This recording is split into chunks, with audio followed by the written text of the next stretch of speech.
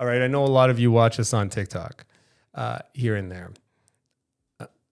I have to delete TikTok from my phone because if I get on TikTok to check how one of my content pieces are doing, I always get sucked down a rabbit hole of stuff that is really entertaining to me. The question I ask all of you, if you were on TikTok for an hour yesterday, try to write down 3 of the things you watched, right? The algorithm is designed to keep the frontal part of your brain excited by flashy things, so you just keep going. But nothing is registering really. But the reason why we're being a little successful on TikTok is because we're actually putting out good content. Content that people watch and go, oh my God, that's smart. So if you want to know if your content that you're making is good, always track the metric of saves. Because people save it because they're like, I want to go back and remember that.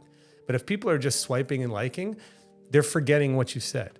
You want them to save it so that they can watch it again. But that's not why I'm talking about TikTok today. I'm talking about TikTok from a national security perspective, and bear with me. TikTok is owned by China.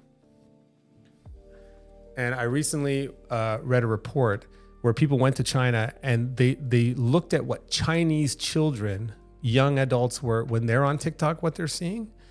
And their news feed are classical pianists, scientists. Their news feed is all topics that promote young people doing great things. And they compared it to the news feed of similar demographic North Americans, which is showing political anger, divisiveness, wokeness, political correctness. Now I'm going to go out on a limb here. You guys know I talk about politics. If I want to destabilize an adversary, and I happen to be China who owns TikTok, right? Do I drop tanks onto the California border? Or do I control a social media platform that's designed to make good people dislike each other who have shared interests?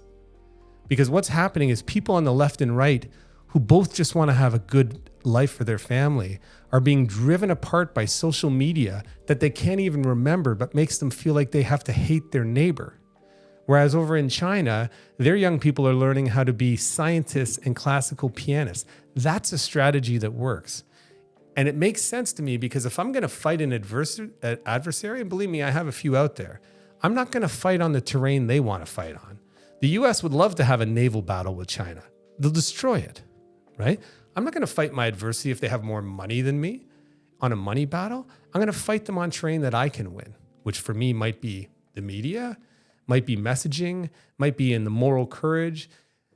But from our political strategy, we need to know that it could be that China is destabilizing us through social media because they can't afford to get into a tank battle with us. And we need to make sure our kids are paying attention to that.